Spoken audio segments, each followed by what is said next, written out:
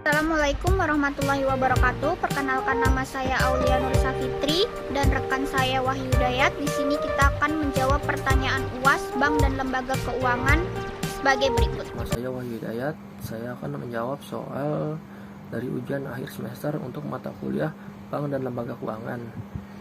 Pertanyaannya yaitu yang pertama, jelaskan secara singkat pengetahuan apa yang Anda dapatkan dari keseluruhan inti mata kuliah ini.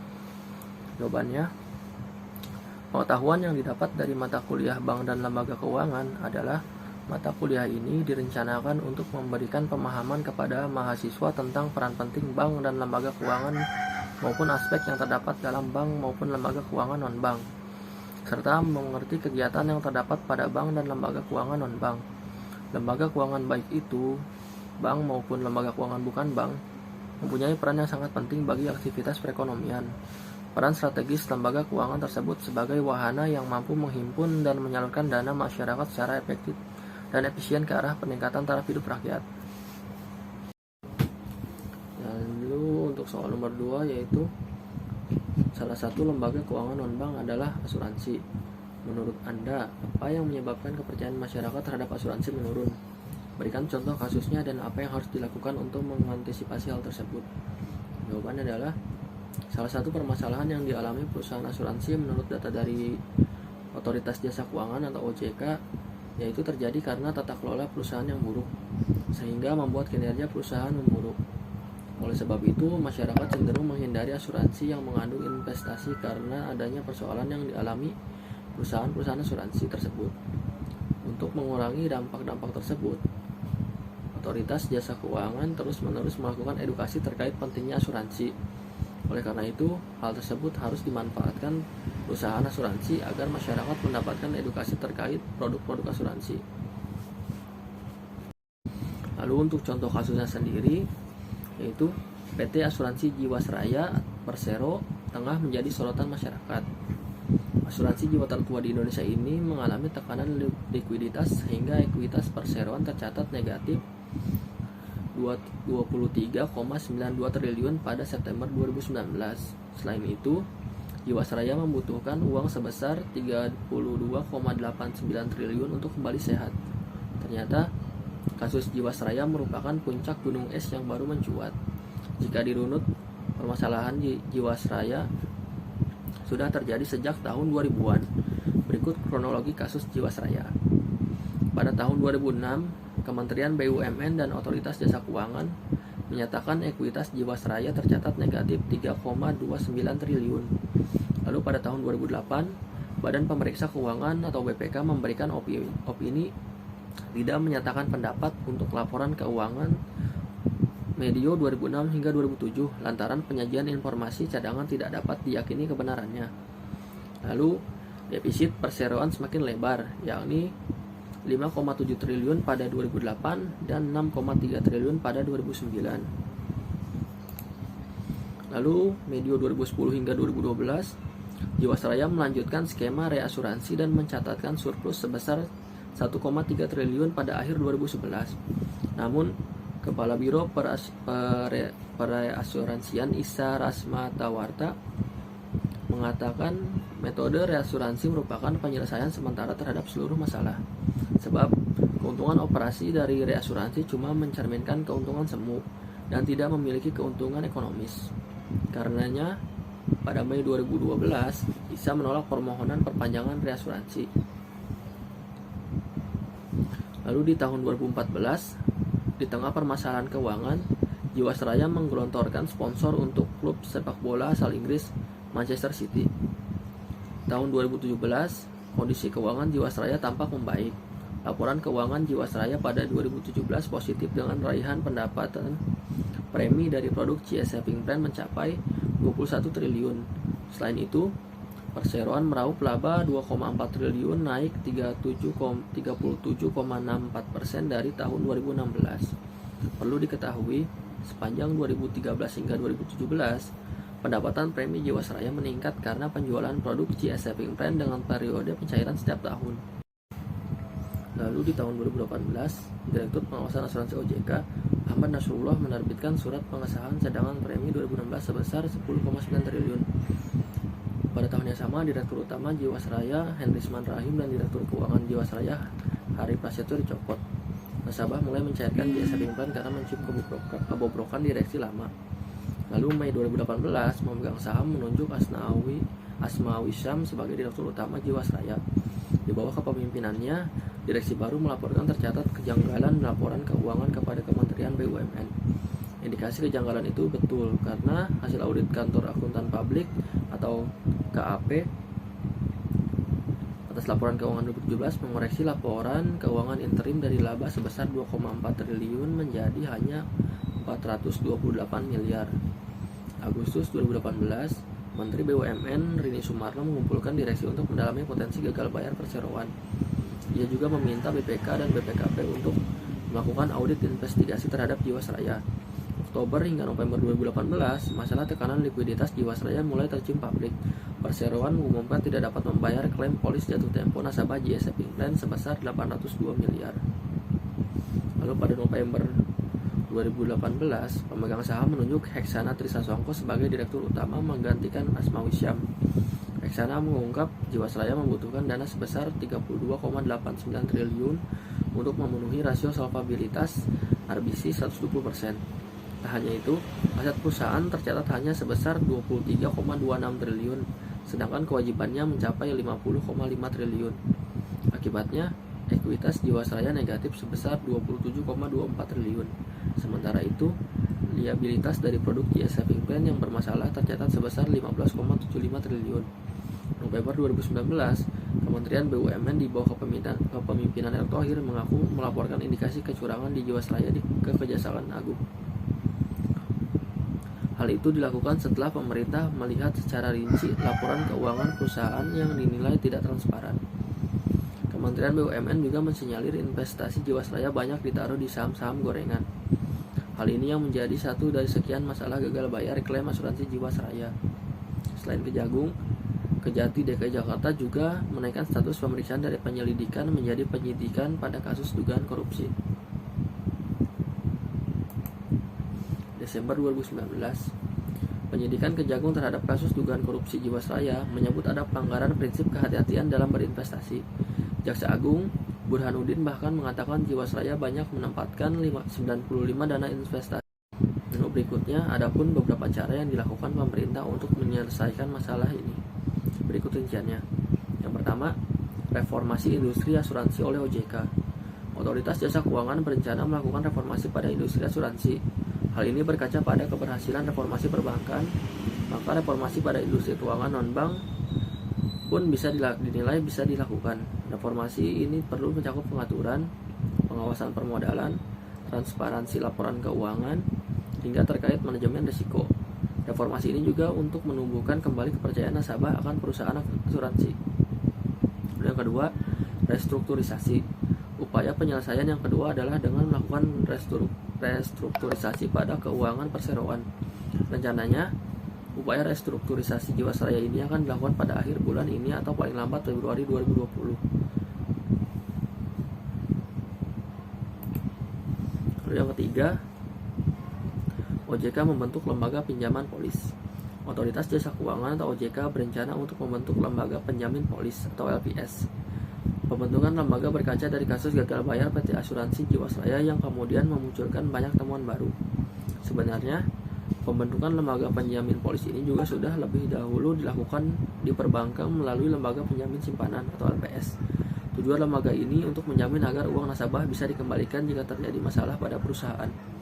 Lalu yang keempat, pembentukan holding BUMN asuransi. Langkah selanjutnya yang sedang diupayakan pemerintah adalah dengan mewacanakan pembentukan holding BUMN asuransi.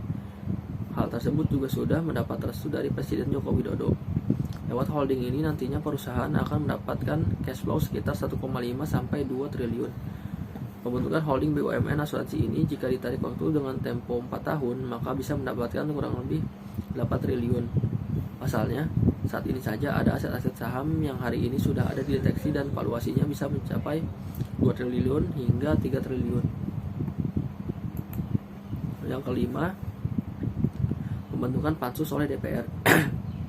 Dewan Perwakilan Rakyat atau DPR berencana untuk membentuk panitia khusus atau pansus untuk menyelesaikan permasalahan Jiwasraya.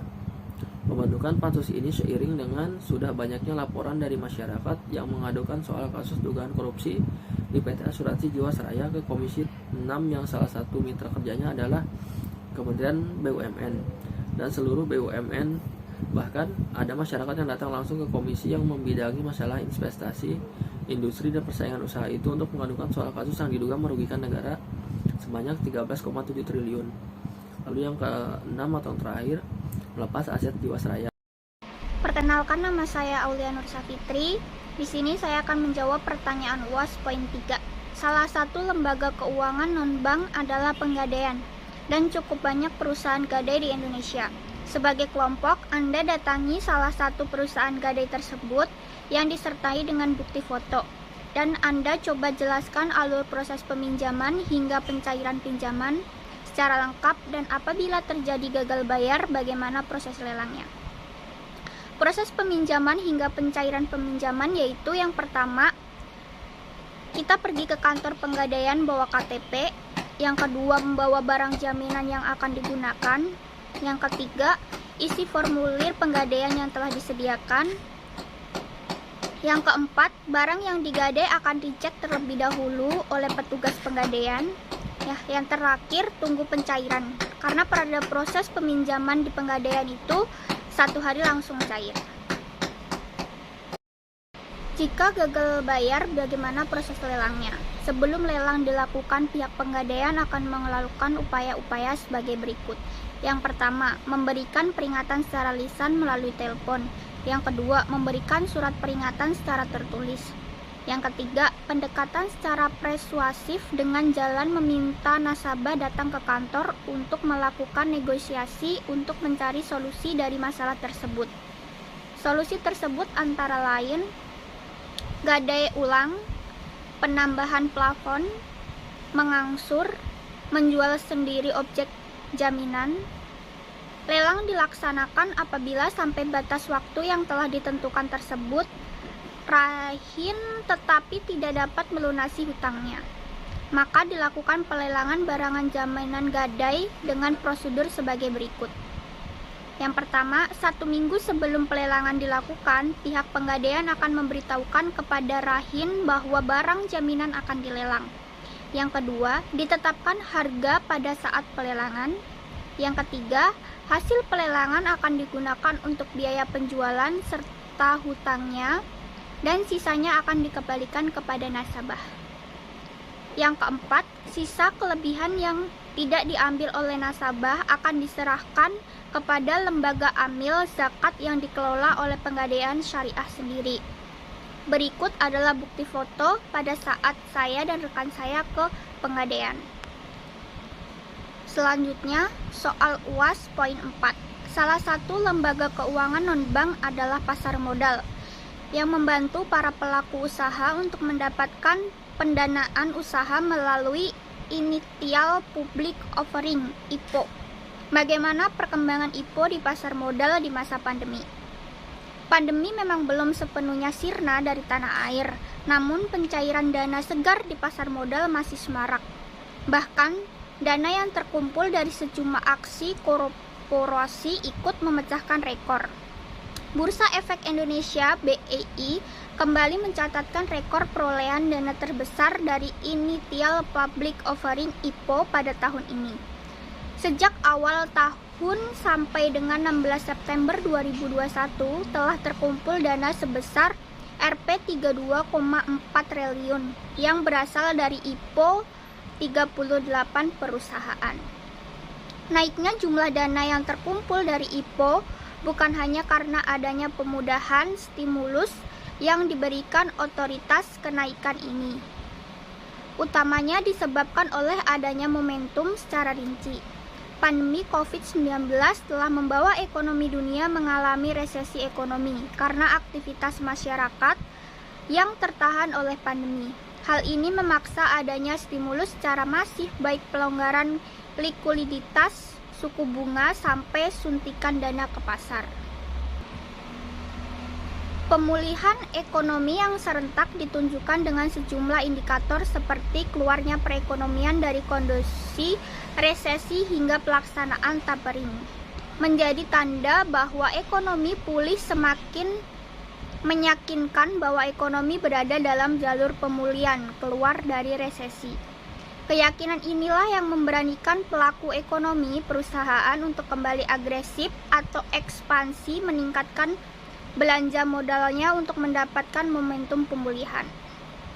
Kenapa mencari pendanaan di pasar modal menjadi pilihan pada saat COVID-19 ini? Karena kondisi perbankan saat ini yang masih berat dalam memberikan kredit. Dengan kondisi inilah kemudahan-kemudahan yang diberikan menjadi pelicin bagi perusahaan untuk memilih dan menghimpun pendanaan di pasar modal. Bersamaan jumlah investor tanah air terus bertambah, terlihat dari jumlah single investor identification sheet yang meningkat menjadi 5,8 juta sheet atau meleset 31,11% dibandingkan akhir tahun 2020. Pasar modal banyak kedatangan investor baru retail. Hal ini terlihat dari peningkatan kepemilikan retail di pasar saham. Bahkan likuiditas transaksi juga meningkat signifikan sejalan dengan karakteristik investor retail yang lebih menyenangi trading. Terakhir, poin soal UAS nomor 5. Menurut Anda bagaimana peluang dan tantangan industri keuangan non-bank IKNB pada tahun 2002 ini? Menurut saya, peluang dan tantangan industri keuangan non-bank IKNB pada tahun 2022 ini yaitu Ketua Komisioner OJK memperkirakan tahun ini juga akan menjadi momentum pertumbuhan bagi industri keuangan non-bank IKNB. Dia menuturkan piutang pembiayaan dan perusahaan pembiayaan bertumbuh sekitar 12%. Berdasarkan catatan OJK pada tahun lalu, rasio kredit perusahaan pembiayaan terpantau stabil. Tingkat non-performing financing NPF berada pada level 3,53% setelah meningkat pada Juli 2020 sebesar 5,60%.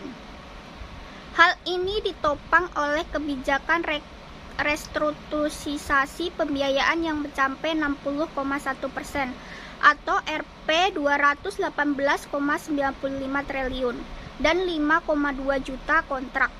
Peningkatan kredit juga terjadi di sektor keuangan digital. Di penghujung 2021, jumlah peminjam peer-to-peer lending P2PL mencapai 73,25 peminjam atau meningkat sebesar 68,15% dibandingkan tahun sebelumnya, mencapai 43,56 peminjam. Nilai outstanding peminjaman online ini mencapai Rp 29,88 triliun, sementara di segi pertumbuhan permodalan security crowdfunding yang digagas OJK pada awal 2021 sudah mencapai Rp 413 triliun dengan jumlah 93,733 pemodal sejak awal peluncuran. Di sektor asuransi, Ketua Komisioner OJK optimis terjadinya pertumbuhan aset asuransi jiwa serta perusahaan asuransi umum dan reasuransi. Dia memperkirakan masing-masing akan tumbuh sebesar 4,66% dan 3,14%. Sementara katanya aset dana pensiun akan mencapai 6,47%. Risk-based capital perusahaan asuransi di Indonesia masih berada jauh di atas threshold sebesar 120%. Pertumbuhan IKNB juga sudah cukup kuat. Permodalan asuransi jiwa mencapai 539,8% dan asuransi umum 327,3%. Demikian dengan kinerja pasar modal yang menurut Ketua Komisioner OJK telah pulih, bahkan lebih baik dibandingkan sebelum COVID-19. Ketua Komisioner OJK berpendapat penghimpunan dana masyarakat di pasar modal diproyeksi bertumbuh di kisaran Rp 125 sampai 175 triliun. Penjabaran per 14 Januari 2022, indeks harga saham gabungan IHSG sudah menguat di level 6,693 dibandingkan posisi 2 Maret 2020 dengan jumlah saham sebesar 5,361. Posisi per 14 Januari itu naik 10,8% dibandingkan 30 Desember 2021 di saat IHSG menyentuh level 6.581. Sekian jawaban UAS dari kelompok kita, kurang lebihnya mohon maaf. Wassalamualaikum warahmatullahi wabarakatuh.